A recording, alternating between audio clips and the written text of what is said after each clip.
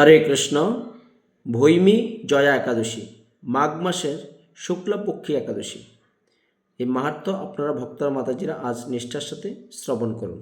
শ্রবণ করলেই আপনার জীবনের সমস্ত পাপ ক্ষয় হয়ে ভগবত ধামে যেতে পারবেন।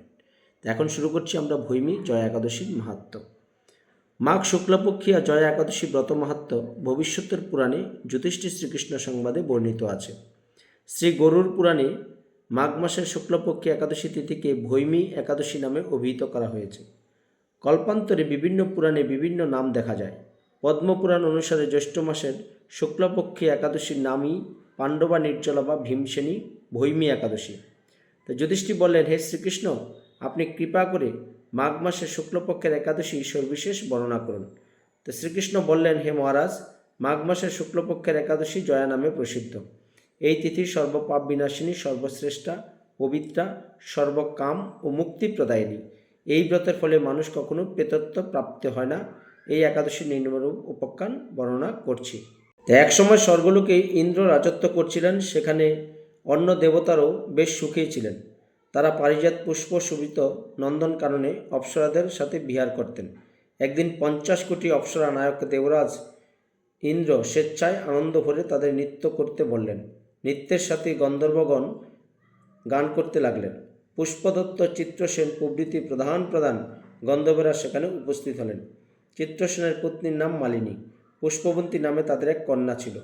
পুষ্পদত্তের পুত্রের নাম মাল্যবান। এই মাল্যবান পুষ্পবন্তী রূপে মুগ্ধ হয়েছিল।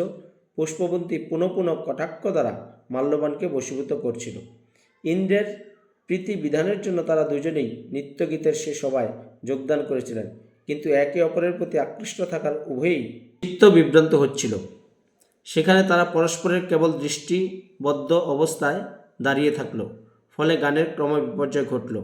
তাদের এরকম তাল, মান, ভঙ্গ ভাব দেখে তারা যে পরস্পরে কামাসক্ত হয়েছে, দেবরাজ ইন্দ্র তা বুঝতে পারলেন।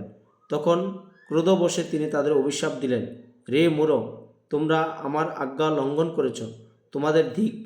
এখনই তোমরা পিশাচযোনি লাভ করে মর্তলোকে নিজ দুষ্কর্মের ফল ভোগ করো। ইন্দ্রের অভিশাপে তারা দুজন দুঃখিত মনে হিমালয় পর্বতে বিচরণ করছিল। পিশাচত্ব প্রাপ্ত হয় তারা অত্যন্ত দুঃখ ভোগ করতে লাগলো।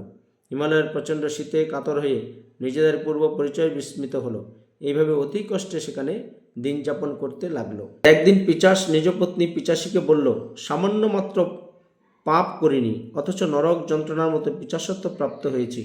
অতএব এখন থেকে আর কখনো কোনো পাপকর্ম করব না। এইভাবে চিন্তা করতে করতে তারা সেই পর্বতে মৃতপ্রায় বাস করতে লাগলো। মাল্যবান পুষ্পবন্তীর পূর্ব কোনো পুণ্যবশত সেই মাঘী শুক্লাপক্ষিয়া জয়া একাদশী তিথি উপস্থিত হলো। তারা একটি অশ্বত্থ বৃক্ষের নিচে নিরাহারে নির্জলা অবস্থায় দিবানিশি যাপন করল। শীতের প্রকোপে অনিদ্রায় রাত্রি অতিবাহিত হলো। পরদিন সূর্যোদয়ে দ্বাদশী তিথি উপস্থিত হলো। জয়া একাদশীর দিন অনাহার ও রাত্রি জাগরণের ফলে তাদের ভক্তির অনুষ্ঠান পালিত হলো। এই ব্রত পালনের ফলে ভগবান বিষ্ণুর কৃপায় তাদের পিশাচত্ব দূর হলো। তারা দুজনেই তাদের পূর্ব রূপ ফিরে পেল। তারপর তারা স্বর্গে ফিরে গেল। দেবরাজ তাদেরকে দেখে অত্যন্ত আশ্চর্য হলেন। তিনি জিজ্ঞাসা করলেন, কোন পূর্ণ ফলে তোমাদের পিশাচত্ব দূর হলো? আমার অভিশাপ থেকে কে তোমাদের মুক্ত করল? মাল্যবান বলেন, হে প্রভু, ভগবান বাসুদেবের কৃপার জয়া একাদশী ব্রতের পূর্ণ প্রভাবে আমাদের পিশাচত্ব দূর হয়েছে। তাদের কথা শুনে দেবরাজ ইন্দ্র বললেন, হে মাল্যবান, তোমরা এখন থেকে আবার অমৃত পান করো। একাদশী ব্রতে যারা আসক্ত এবং যারা কৃষ্ণ ভক্ত পরায়ণ, তারা আমাদেরও পূজ্য বলে জানবে। এই দেবলোকে তুমি পুষ্পপত্নীর সাথে সুখে বাস করো। হে মহারাজ, এই জয়া ব্রত ব্রহ্মহত্যাজনিত পাপকেও বিনাশ করে। এই ব্রত পালনের সমস্ত প্রকার দানের ফল লাভ হয়। সকল যজ্ঞ ও তীর্থের পূর্ণ ফল এই একাদশীর প্রভাবে আপনা হতেই লাভ হয়। অবশেষে মহা আনন্দে অনন্তকাল বৈকুণ্ঠ বাস হয়। এই জয়া একাদশী ব্রতকথা পাঠ ও শ্রবণে অগ্নিষ্টম যজ্ঞের ফল পাওয়া যায়। তাই ভক্তরা মাতাজিরা, আপনারা আনন্দ সহকারে আজকের এই একাদশীর মাহাত্ম্যটা বন্ধু বান্ধব আত্মীয়স্বজন সবার মধ্যে শেয়ার করে দেবেন। আপনার মাধ্যমে জানতে পারলে আমরা সবাই অগ্নিষ্টম যজ্ঞের ফল লাভ করতে পারবো, পাঠক এবং শ্রোতা উভয়ই। সবাই ভালো থাকুন, সুস্থ থাকুন। আগামী দিন পারণার সময় সকাল 6:15 থেকে 9:45 পর্যন্ত নিষ্ঠার সাথে অবশ্যই পারণা করবেন। আমাদের চ্যানেলটা সাবস্ক্রাইব করে রাখবেন। সবাই ভালো থাকুন, সুস্থ থাকুন। হরে কৃষ্ণ।